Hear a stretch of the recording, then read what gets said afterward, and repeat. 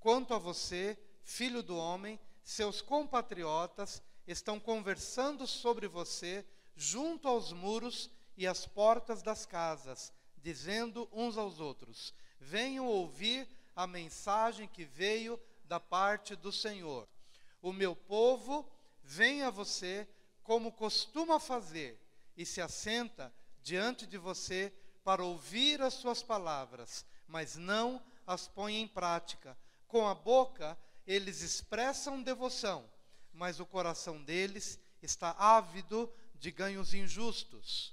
De fato, para eles, você não é nada mais do que alguém que entoa cânticos de amor com uma bela voz e que sabe tocar um instrumento, pois eles ouvem as suas palavras, mas não as põem em prática. Quando tudo isso acontecer, e certamente acontecerá, eles saberão que um profeta esteve no meio deles. Querido Pai, diante da Tua palavra tão perfeita, nós nos quedamos e pedimos que o Senhor nos ajude a compartilhá-la agora, na unção do Teu Espírito, na revelação da Tua palavra, para crescimento, para edificação, para que Teu nome seja glorificado e para que a nossa vida seja transformada em nome de Jesus. Amém. Meus queridos, hoje eu gostaria de falar sobre o conflito do coração.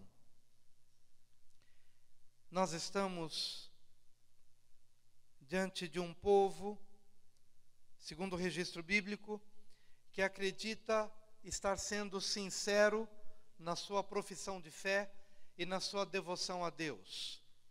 O perfil desse povo, ele é muito parecido com o nosso perfil, no sentido bom, no sentido positivo, de que nós nos encostamos aos muros e às portas dizendo: tem um profeta do Senhor, ou tem um pastor, ou tem alguém que está nos anunciando a palavra do Senhor, vamos ouvi-lo. E então a congregação se reúne conforme se reunia em torno do profeta Ezequiel, e eles iam com seus corações inclinados para ouvir a voz do Senhor. A declaração era essa: vamos ouvir, porque o profeta está ali e ele está trazendo a palavra do Senhor. E eles então se assentavam e ouviam, e com a boca eles professavam uma devoção de coração, como que desejosos de alguma forma colocar em prática aquilo na vida. No entanto, alguma coisa muito misteriosa e muito secreta, como um vazamento de uma torneira, como um vazamento que a gente vai descobrir depois, aquela energia, ou aquela devoção, ou aquela intenção de se devotar a Deus, de repente se esvaía ou se escapava por um cano, por uma torneira aberta, porque havia uma brecha no coração que fazia com que eles não conseguissem reter a palavra e, consequentemente falando, eles não conseguiam colocar em prática. De alguma forma, havia um desejo de se aproximarem de Deus, mas o coração havia sido fisgado. Eles não sabiam que enquanto ouviam a palavra, eles não conheciam o estado do coração, e a Bíblia diz que enquanto eles estavam ali, querendo ouvir o profeta e ouvir a palavra, naquela reunião do culto, o coração havia sido fisgado pelos ganhos ilícitos, por um desejo de avareza, por uma cobiça, de forma que, enquanto eles estavam reunidos, na verdade, o coração estava fisgado no outro lugar.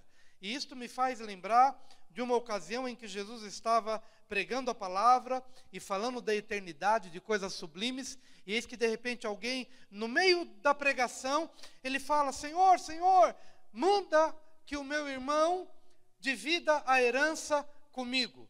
E Jesus então tem que interromper aquela pregação e responder: escuta, quem me constituiu juiz entre vocês? Mas ele logo diagnosticou que aquele homem estava ali e ele era sincero na sua devoção, ou até mesmo na sua profissão. Os seus lábios eram doces em falar como eu amo ao Senhor, mas aquele homem não sabia que, na verdade, enquanto ele ouvia Jesus, ele queria tão somente uma resposta para aquela causa.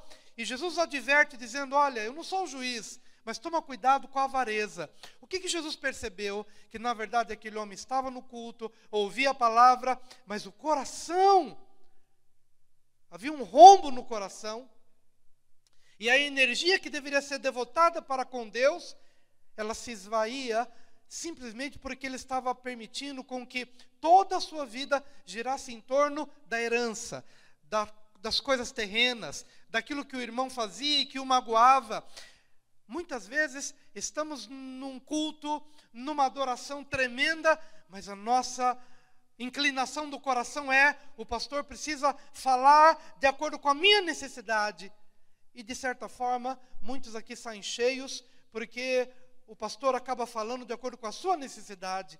Isso é bom, mas isso é mal. Isso é bom porque Deus vai trazer luz para a sua necessidade, mas isso é mal, porque às vezes você, sem perceber, está permitindo com que toda a sua vida gire em torno dessa causa específica pela qual você luta, ou desta causa que envolve seus pensamentos, seu coração, e você não percebe que você está, de alguma forma, fazendo com que Deus seja uma alavanca para alguma coisa que você quer atingir, sendo que deveria ser o contrário. Essa coisa que você gostaria de atingir teria que ser uma alavanca para você alcançar algo maior, que é Deus.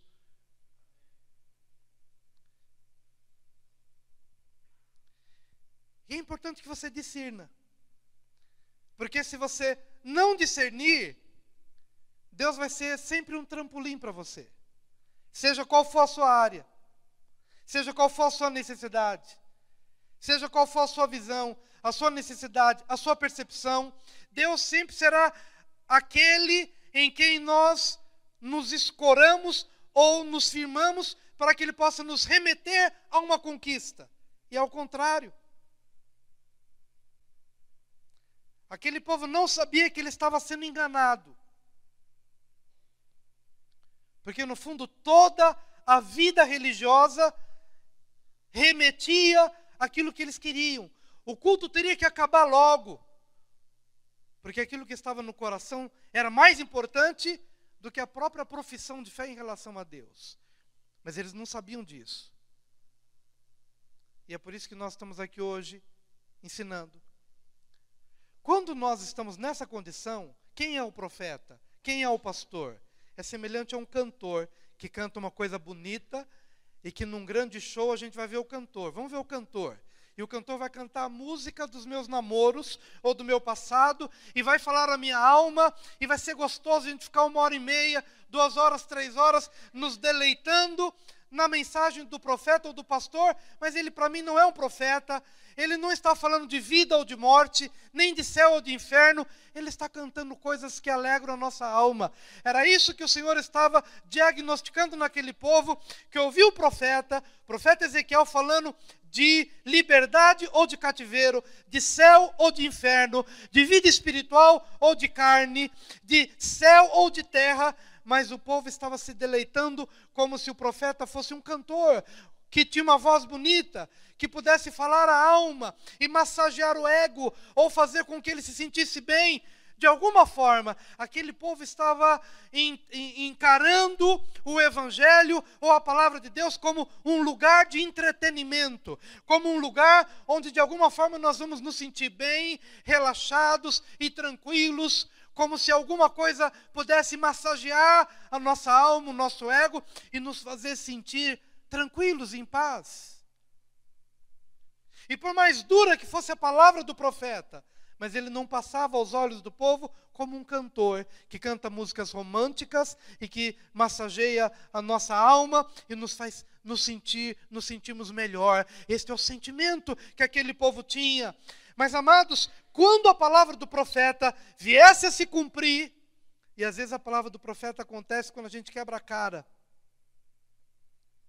quando a gente descobre que o nosso coração foi enganado, e que a gente perdeu tempo nos cultos, e que a gente perdeu tempo nas células, e que a gente perdeu tempo nas adorações, nas reuniões, perdeu tempo por quê?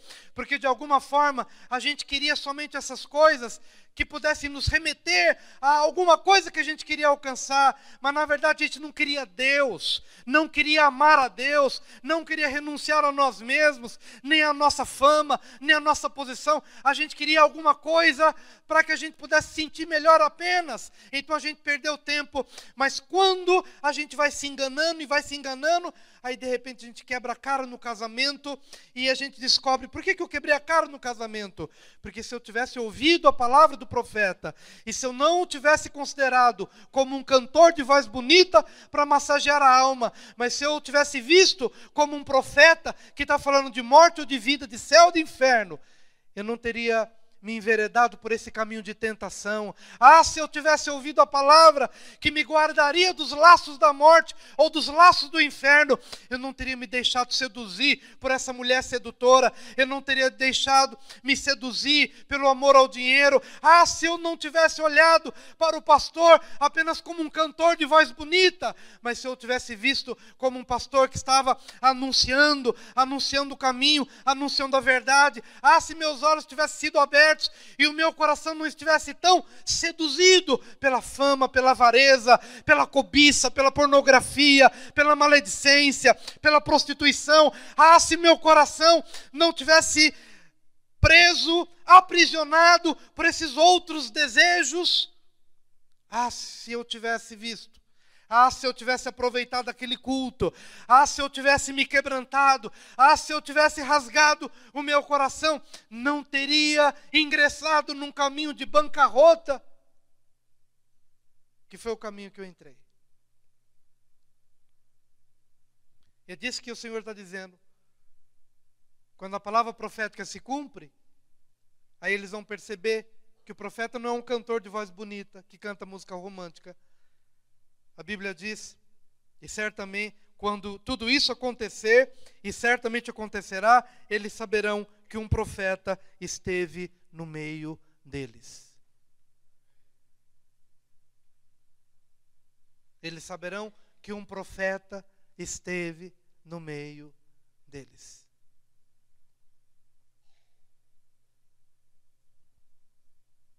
Por isso que é o conflito do coração.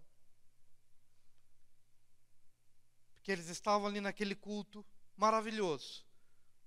Mas como aquele homem no meio da multidão só conseguia pensar na herança. Que todo culto hoje possa convergir na minha necessidade.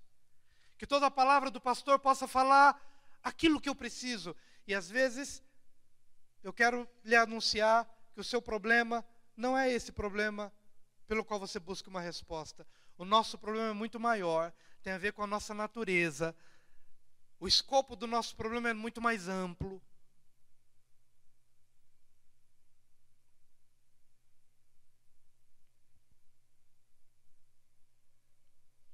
Há algumas coisas que nós podemos fazer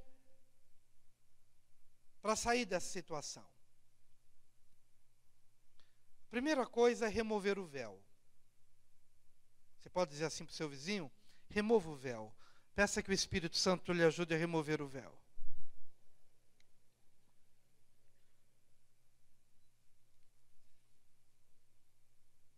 Teve uma vez que Deus chamou Abraão. E ele disse assim: Abraão, presta bem atenção. Abraão, sai da tua terra, sai da tua parentela, sai da casa de teu pai e vai para o lugar que eu te mostrarei. Porque eu farei de ti uma grande nação, abençoar-te-ei, engrandecerei o teu nome e tu serás uma bênção. Mas para você poder ver e contemplar e ser uma bênção, você precisa sair. Sai da casa de teu pai, sai da tua parentela, sai. Quero que você entenda isso no sentido espiritual. Nenhuma mulher deixando seu marido, nem um marido deixando sua mulher, nem pais deixando seus filhos, nem ninguém necessariamente mudando de cidade, mas essa é uma posição espiritual. E Abraão então rasgou, ele ouviu, talvez tenha passado pela sua crise, de que a Bíblia não fala, mas toda saída fala de um rompimento, alguma coisa que eu tenho que deixar. Mas ele vai, só que ele leva o seu sobrinho a tiracolo. Ló. E sabe o que quer dizer Ló? Ló significa véu. Deus diz o seguinte: sai. Sabe por que Deus disse para sair? Abraão, sai, porque o lugar onde você está é um lugar cheio de ídolos. Sai do lugar que você está, porque Vocês aí estão impregnados da velha vida, dos velhos hábitos, da forma velha de ver e de enxergar o mundo. Sai, sai, sai. Ele sai, mas ele leva Ló. E Ló significa véu. Eu quero dizer que todo aquele que quer ter uma vida nova em Cristo, não pode levar o seu Ló consigo. Não pode levar aquilo que de alguma forma vai lhe atrapalhar e vai trazer conflito. Houve um determinado momento, está lá Abraão e Ló, Deus havia dito, sai, deixa tudo, mas ele leva Ló, o véuzinho. E esse véuzinho vai atrapalhando, ele quer enxergar, mas o véu não deixa. E o conflito chega, porque não tem jeito, amados. A carne milita contra o espírito e o espírito milita contra a carne. Se eu quiser levar o meu hábito de pornografia, não vai dar certo. Se eu quiser levar para a vida cristã os meus velhos hábitos de falar mal da vida dos outros, não vai dar certo. Porque isso mais cedo ou mais tarde vai encobrir a minha visão e vai me impedir de enxergar a Cristo e o reino e os valores. Mas às vezes eu quero conciliar porque eu desenvolvo uma afetividade com esse véu. Às vezes, um acidente que marcou a sua vida e que atrapalhou o seu caminhar, mas às vezes é o seu álibi, porque ele é o argumento que você tem para não vencer, e você está sempre, mas no dia que aconteceu o acidente, mas no dia em que eu fui violentada, mas no dia em que isso, no dia em que aquilo, e você leva consigo esse véu, e na hora de você olhar para alguma coisa nova, você não consegue, porque você está atrelado ao seu véu, ao seu passado, às suas experiências antigas, aos seus ídolos, à sua velha forma de viver. E não tem jeito, quando a gente leva, mais cedo ou mais tarde, entre Abraão e Ló haverá conflito. Num determinado momento você vai ter que escolher, ou ficar com Ló e viver a vida medíocre, que não consegue dar a você a capacidade de vislumbrar algo maior, e ficar com o seu Ló, e ficar com o seu véu, ou você dizer para Ló, como Abraão falou, olha, não dá mais para a gente caminhar junto, somos parentes, mas se você for para lá, eu vou para cá, se você for para lá, eu vou para lá, e Ló ergueu seus olhos e viu o caminho rumo a Sodoma e Gomorra, porque isso é o véu, ele só vai enxergar o que é aparente.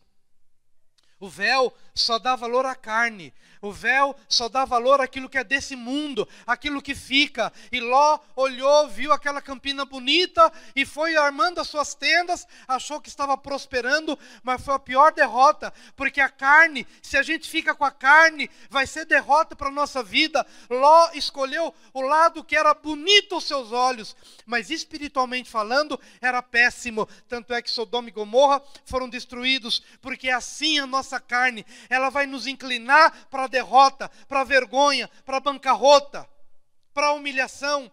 Mas graças a Deus, deu discernimento a Abraão naquele dia, e naquele dia ele pôde romper com esse véu e dizer, olha, você vai para lá e eu vou para cá, ou se você for para cá, eu vou para lá. E olha que coisa interessante aconteceu, no dia em que Abraão abriu mão do seu véu.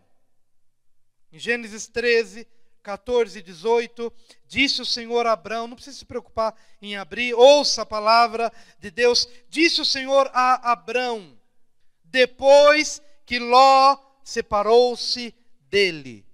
Diga para o seu vizinho, depois que você se separar do seu véu, Deus vai falar com você, diga isso.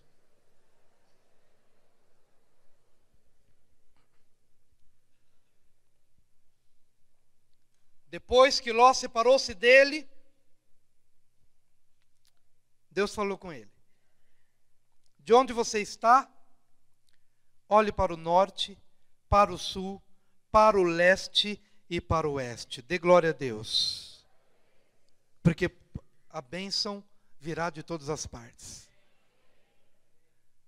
Porque aquilo que era impossível ao homem, que é possível a Deus, agora que o véu foi removido dos seus olhos, que não há mais véu, você não é mais um prisioneiro, você está livre para olhar para o leste, você está livre para olhar para o oeste, para o norte e para o sul. Olha a promessa de Deus a Abraão, para todos os lados, toda a terra que você está vendo, darei a você e a sua descendência para sempre. Tornarei a sua descendência tão numerosa como o pó da terra. Se for possível contar o pó da terra, também se poderá contar a sua descendência. Percorra essa terra. Diga para o seu vizinho, percorra essa terra. Olha o que a Bíblia diz: percorra esta terra de alto a baixo, de um lado a outro, porque eu a darei a você. Então Abraão mudou o seu acampamento. Diga, eu preciso mudar meu acampamento. Diga ainda, eu preciso mudar minha postura. Diga, eu preciso mudar meus posicionamentos. E hoje é o dia da mudança. Então Abraão mudou o seu acampamento e passou a viver próximo aos carvalhos de Manre, em Hebrom, onde construiu um altar dedicado ao Senhor. Quando é que Deus nos fala? Quando vai removido. Você está pegado com coisas do passado, você está pegado com coisas que você achou que de alguma forma iria lhe dar sustentação. Quero lhe apresentar um caminho novo. Jesus Cristo de Nazaré, Senhor, único Senhor absoluto, me entrego a Ele, me devoto a Ele. Ele é minha provisão, Ele é minha alegria, Ele é meu sustento, Ele é meu sonho, Ele é meu desejo, Ele é minha terra. E quando eu mergulho nele, na sua promessa e na sua vida e no seu coração, todas as demais coisas nos são acrescentadas. E é nessa hora, quando o véu é removido, então Abraão, agora você está livre do véu, olha para o leste, olha para o oeste, olha para o norte, olha para o sul. Tudo isso estava disponível a você. Você está plantado na terra, mas você não conseguia ver. Você não conseguia ver. Havia um véu sobre o seu rosto, sobre o seu olhar, você não conseguia ver. Mas na hora que ele consegue ver, sabe o que ele faz? Ele deixa o véu dele, ou a carne, ou o sobrinho. Olha, se você quiser ir na direção de Sodoma, fica à vontade. Mas eu vou estabelecer minha vida próximo aos carvalhos de Manre. Se você fizer um estudo sobre o carvalho, a árvore carvalho, não há árvore mais poderosa que resista às tempestades, aos ventos, aos infortúnios da natureza do que o carvalho. Quanto maior o vento, quanto maior a tempestade, quanto maior o furacão, mais as raízes se aprofundam e os troncos vão se tornando como que monstruosos. Você olha para aquela árvore, não parece uma árvore, parece um monstro. Mas por que se tornou um monstro? Porque ele vai se agigantando, ele vai se fortalecendo, ele vai se solidificando. Na medida em que a tempestade, o vento, a fúria da natureza vem, a árvore, ela vai se transformando para se arraigar e para se aprofundar, a fim de resistir e permanecer firme. E é nisso que Abraão está firmando a sua vida. Ele deixa a instabilidade de um véu que rouba a sua alegria e vai estabelecer sua casa próximo aos carvalhos de Manre. Eu quero dizer que quando você firma a sua vida próximo àquilo que traz sustentação, que é a palavra de Deus, Deus lhe dará garantia na sua casa, na sua família, no seu trabalho,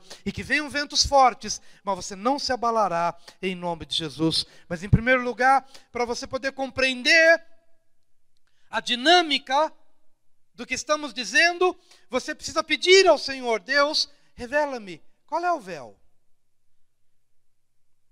Qual é o véu? Não sei se enquanto falo você já conseguiu discernir alguma coisa. Mas se você não sabe qual é o véu, seja ele qual for, diga para o Senhor: Deus, eu hoje quero me livrar disso que tem me impedido de enxergar com clareza o que Tu tens para a minha vida. Remova o véu, Senhor. Remova o véu. Em nome de Jesus. Segunda coisa que você pode fazer a favor do seu próprio coração é retirar o fermento. Lá em Lucas 12, 1 e 2. Nesse meio tempo, tendo se juntado uma multidão de milhares de pessoas, a ponto de se atropelarem umas às outras. Jesus começou a falar, primeiramente aos seus discípulos, dizendo: tenham cuidado com o fermento dos fariseus, que é a hipocrisia. Não há nada escondido que não venha a ser descoberto, ou oculto que não venha a ser conhecido. Há uma praga chamada fermento dos fariseus. E é uma praga porque ela se dissemina sutilmente na vida das pessoas. E esse fermento nos ensina o seguinte, que o que mais importa, presta bem atenção, que o que mais importa é aquilo que você é diante das pessoas. Mas aquilo que você é para você mesmo não é tão importante. Essa é uma das piores pragas que tem contaminado a igreja de Cristo sobre a face da terra. Mas se esse mal for combatido, se esse mal for discernido em nossas vidas, seremos de fato semelhantes a Jesus.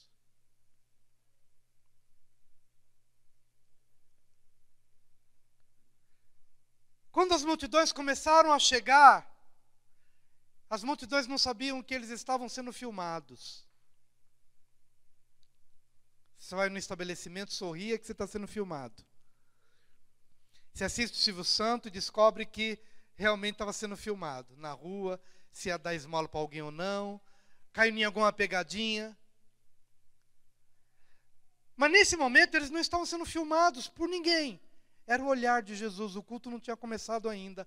O povo estava chegando e aquela multidão, eles estavam vindo com boa vontade, eles queriam ser curados e queriam ouvir a palavra, mas eles não sabiam que havia uma câmera ligada, olhando a atitude deles, como eles faziam, se naquele grande ajuntamento eles respeitavam uns aos outros, se naquele grande ajuntamento eles não se acotovelavam, se naquele grande ajuntamento eles não estacionavam o carro num lugar proibido. A câmera estava ligada, o olhar de Jesus estava atento, como eles se comportavam quando eles não sabiam que estavam sendo filmados.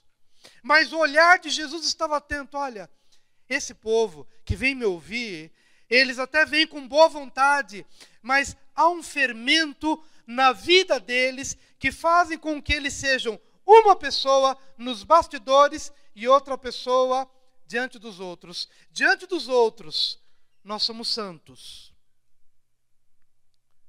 Mas muitas vezes, na nossa intimidade, nós falamos mal da outra pessoa. E não sabemos que é uma câmera escondida. Mas se você não sabia, eu quero dizer que os olhos do Senhor estão em todos os lugares. E um dia em que o diabo chegou diante de Deus, Deus chegou para o diabo e disse o seguinte: viste o meu servo Jó? Não há ninguém como ele, que se desvia do mal. E que não faz porque o outro está vendo, faz porque é a essência da vida dele, faz porque é o coração dele, faz porque ele está impregnado da verdade, faz porque este é o seu valor, e o valor no qual ele se firma, tendo alguém olhando ou não tendo ninguém olhando. Faz porque isso é valor, faz porque isso é o seu coração, é a sua identidade, é o seu modo de vida. De tal maneira que se um dia alguma câmera o surpreender, não o encontrará fazendo nenhuma outra coisa diferente daquilo que ele faz nos bastidores da sua vida. Porque esta é a sua vida, porque esta é a sua essência, esse é o seu modo de vida. Então, quando Jesus contempla aquela multidão que chega, mas contaminada por aquele fermento, elas vinham e elas se atropelavam, e elas jogavam sujeira no chão, e elas comiam. Por incrível que pareça, já ouvi a história de alguém que tomou água de coco no carro e jogou o coco para fora do carro, jogou o coco para fora do carro. E não se incomoda com isso.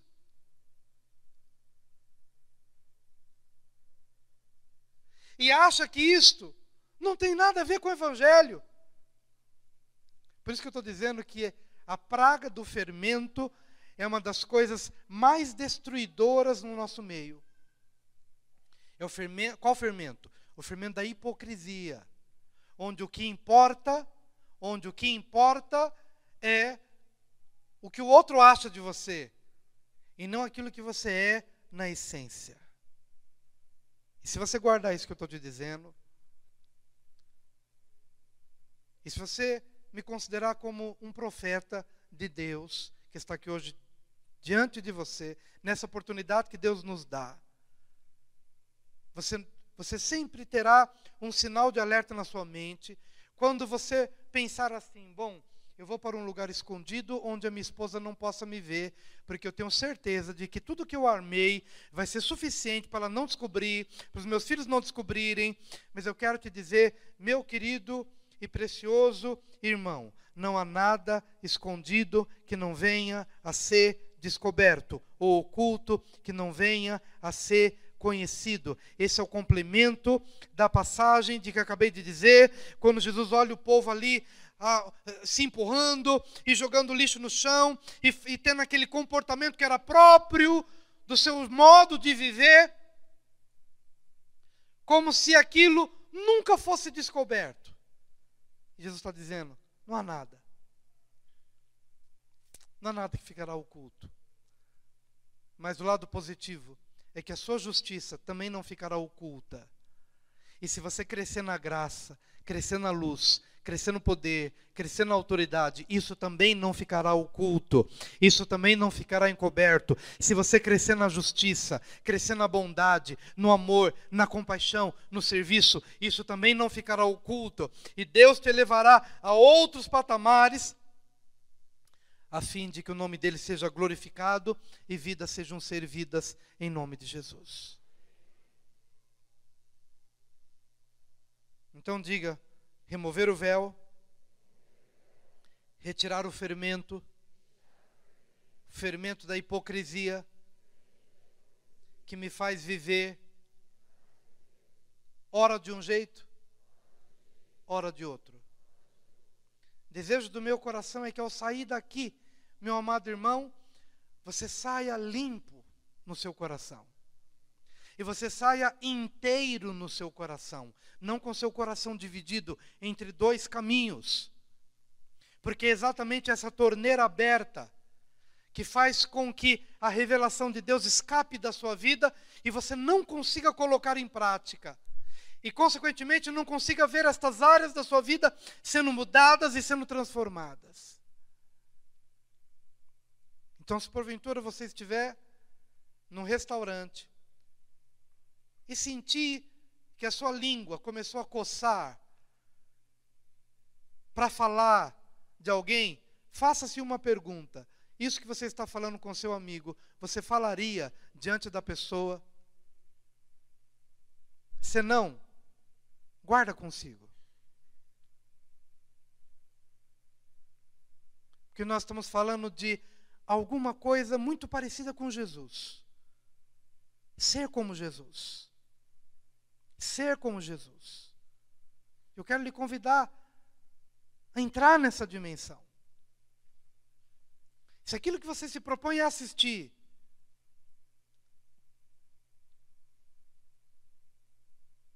você não assistiria diante da sua esposa? Se é alguma coisa que realmente não edifica, não acrescenta, não traz a glória a Deus, consulte, verifique. Isso é o evangelho da liberdade. Sabe por quê?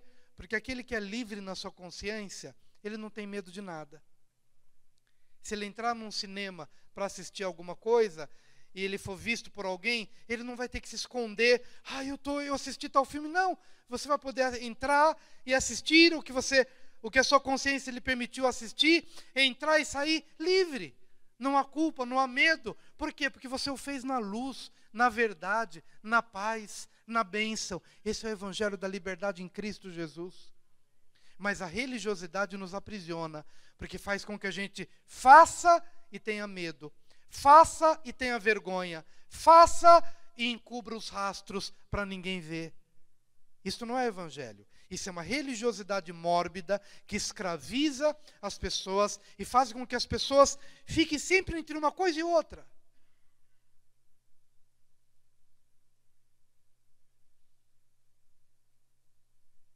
Retirar o fermento. Mas a última coisa que você precisa fazer, pelo menos dentro do que tínhamos para hoje, se encontra em Lucas 14, de 25 a 35.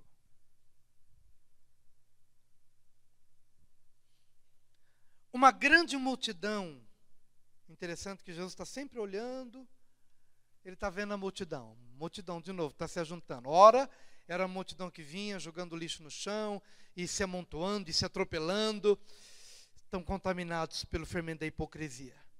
Eles só vão se assentar na hora que o culto começar. Mas o culto acabou, volta à vida velha. Volta a pôr o carro no lugar que não pode. Volta a desrespeitar a fila. Volta a viver a vida do jeitinho que era antes e não há mudança. Volta a cobiça. Mas Jesus está vendo a grande multidão. Uma grande multidão ia acompanhando Jesus. Este, voltando-se para ela, disse: se alguém vem a mim e ama o seu pai, sua mãe, sua mulher, seus filhos, seus irmãos e irmãs, e até a sua própria vida, mais do que a mim, não pode ser meu discípulo. Entenda esse não pode.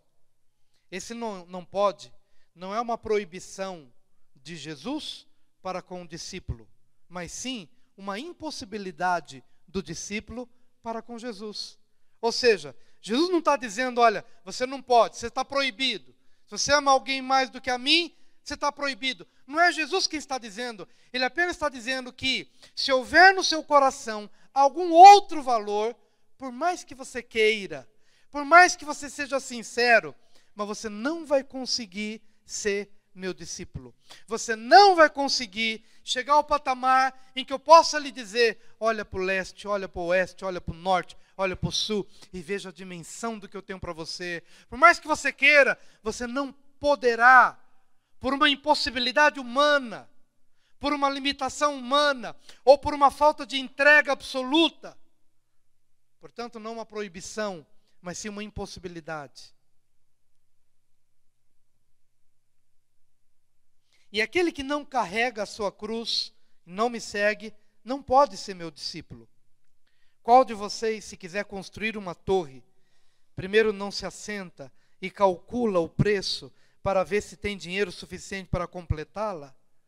Pois se lançar o alicerce e não for capaz de terminá-la, todos os que a virem rirão dele, dizendo, este homem começou a construir e não foi capaz de terminar.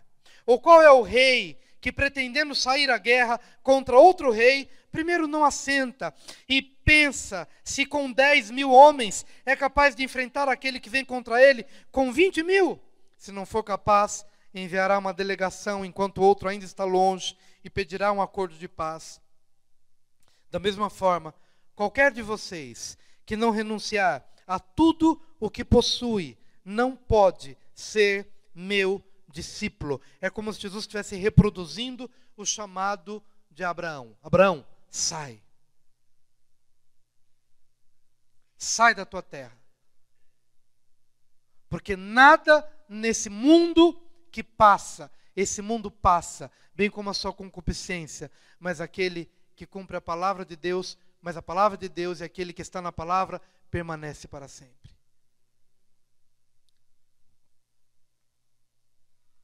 Da mesma forma, qualquer de vocês que não renunciar a tudo que possui, não pode ser meu discípulo. O sal é bom, mas se ele perder o sabor, como restaurá-lo? Não serve nem para o solo, nem para adubo, é jogado fora. Aquele que tem ouvidos para ouvir, ouça.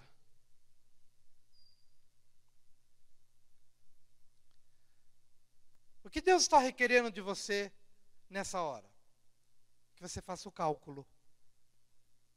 Qual que é o cálculo que Jesus propõe a mim e a você nessa hora?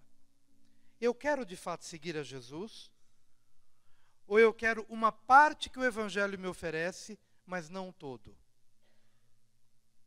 De verdade eu quero o céu, mas eu também quero amar esse mundo presente, tudo que esse mundo me oferece. O que de fato você quer? Fazer o cálculo.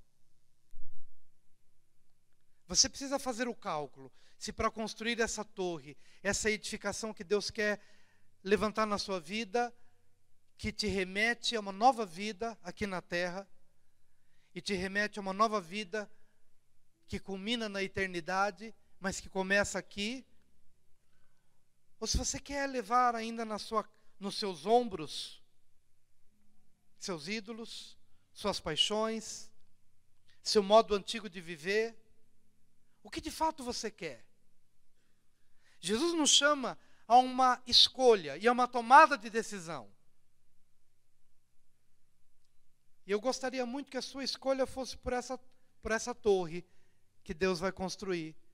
Porque quando você decide, Senhor, eu rompo com tudo, e eu quero agora me devotar a Ti, você vai perceber que vai se cumprir na sua vida o que está lá em Mateus 6,33. Buscai o reino de Deus em primeiro lugar, e a sua justiça, e todas as demais coisas vos serão acrescentadas.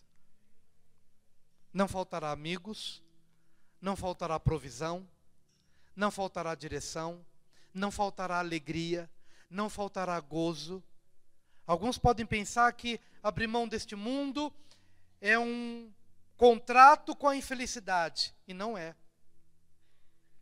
Abrir mão deste mundo é um contrato com um gozo e com uma alegria indescritível, que não se nomeia, que não consegue se mensurar do ponto de vista humano, porque é algo que vem dos céus para inundar o nosso coração, inunda a nossa casa, nossa família, de tal maneira que é a liberdade. O Evangelho nos liberta de mágoas, de ressentimentos, de cobiças, de prisões. Faz de você uma pessoa leve, faz de você uma pessoa feliz, alguém que olha para cima, que não fica com o véu da desgraça ou das coisas que lhe aprisionaram no passado. O Evangelho é libertador. Mas para isso você tem que realmente fazer o cálculo. É isso de fato que eu quero? Eu quero ser talvez um frequentador de culto, onde meus lábios docemente professam uma certa devoção a Deus. Onde eu quero ouvir o profeta, porque suas palavras são como um cantor de uma música suave. Mas que tem, no bojo dessa experiência, uma vida infeliz. Porque apesar de participar de tudo, mas ele não consegue ter o seu coração mergulhado em Deus. E, portanto, ele volta para casa amargurado, irado. São os mesmos conflitos, é a mesma raiva, é o mesmo ódio, é o mesmo relacionamento doentio, é a mesma situação que aprisiona. E ele não é feliz. Eu quero te chamar à liberdade nessa noite. Eu quero te chamar a uma profundidade em Deus. E é por isso que nós oramos todas as manhãs por vocês. E hoje de manhã, falando com a minha família, a batalha hoje pela manhã, na madrugada, por vocês, foi enorme, foi intensa. Porque eu percebo que muitas pessoas têm boa vontade para ouvir o profeta Ezequiel. Mas a cada semana eles voltam com a mesma amargura. Mas a cada semana eles são prisioneiros das mesmas situações e não conseguem ver mudança. Então nesta manhã eu me senti como esse rei que tem 10.000 e que está saindo para lutar com 20.000. Eu tive essa impressão no clamor pela igreja, no clamor pelas famílias, como se tivesse um exército pequeno diante de um exército que é maior do que o nosso exército. E por isso, naquela batalha, clamando para que o véu seja removido e que os corações se convertam e sejam mergulhados numa intensidade de vida com Deus. Clamei para que o Senhor nos ajudasse nessa batalha que muitas vezes nos parece injusta, diante de algo que parece ser maior do que a nossa capacidade de resistência. Mas acredito que na medida em que os guerreiros de Deus, que são vocês, vão despertando, vão entendendo, vão compreendendo o Evangelho, então esses 10 mil, que hoje lutam contra 20 mil, esses 10 mil vão se multiplicar, porque haverá uma luz na sua vida, haverá uma autoridade na sua vida, haverá um nível de comprometimento e de verdade, e de sinceridade, e de libertação da hipocrisia, porque a hipocrisia nos mina, a hipocrisia nos torna religiosos, fracos, impotentes diante dos desafios da vida, nos torna fracos. Mas a autenticidade, mais a verdade, mais a luz, mais a integridade em Cristo e a verdade mergulhada no Evangelho do nosso Senhor Jesus nos torna poderosos em Deus. Então a nossa oração passa a ser gigante, o nosso poder passa a ser gigante na autoridade do nome de Jesus. Então os 10 mil hão de se multiplicar e se multiplicar e se multiplicar, porque haveremos de contagiar o lugar onde nós vivemos. Porque ninguém resiste ao poder da sinceridade de alguém que vive o Evangelho no lugar onde ele foi plantado. Você está ali no seu setor de trabalho e você pensa que não, mas as pessoas estão olhando para você. Está todo mundo descendo a lenha no chefe, no patrão, no salário, na empresa, mas eles estão olhando para você. E na hora em que você se reveste desta verdade e desta consciência do Evangelho, você vai ser luz naquele lugar. E essas ondas, que são ondas destruidoras, vão chegar em você e elas vão parar em você. E a partir de você vai irradiar algo novo. Então a murmuração que queria tomar aquele ambiente não vai conseguir, porque há alguém posicionado no Evangelho, e a partir deste posicionamento há de se reverberar um outro som, uma outra voz, um outro modelo, um outro testemunho. Portanto, aquele setor que estava para ser destruído pela murmuração e pela incredulidade, há de ser salgado com este sal, que não se torna insípido. E ele salga, ele transforma, ele muda. Muda escola, muda sala de aula, muda empresa, muda família, muda condomínio, muda relacionamentos, muda fila no banco, muda o trânsito, muda em todo lugar, porque não é o lugar, e sim quem você é. Quem você é. Quem você é.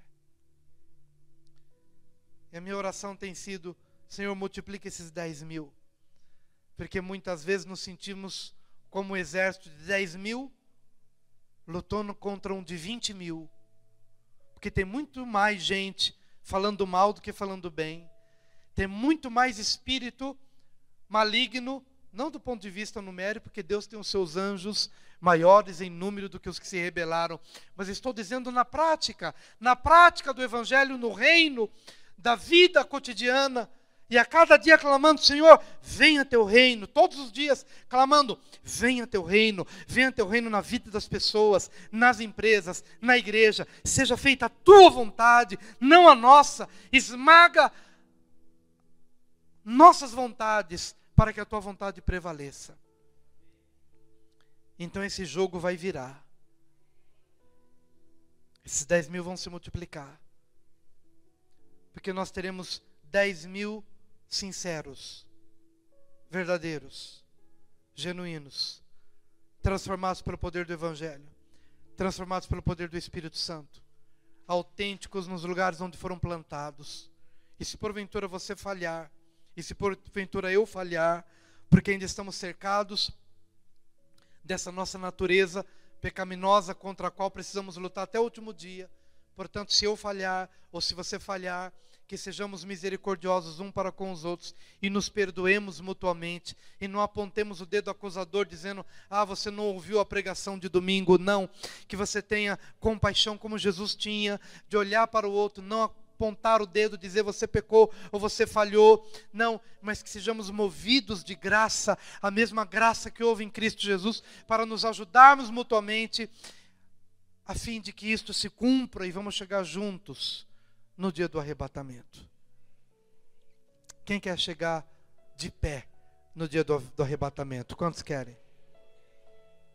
Quero orar com você, meu querido. Vem aqui à frente. Vamos orar. Vamos orar. Maravilhoso Deus, não há, Senhor, nada mais precioso do que viver na Tua presença, Senhor. Oh, Jesus. Senhor amado, nós nos devotamos a Ti, Senhor. Nós nos devotamos a Ti nessa noite, quebrantados, submissos. Precisamos de Ti, Senhor. Levanta a Tua igreja, Senhor, neste tempo. Levanta a Tua igreja neste tempo. Levanta homens, levanta mulheres, levanta os jovens, os adolescentes, as crianças. Levanta-nos, Senhor.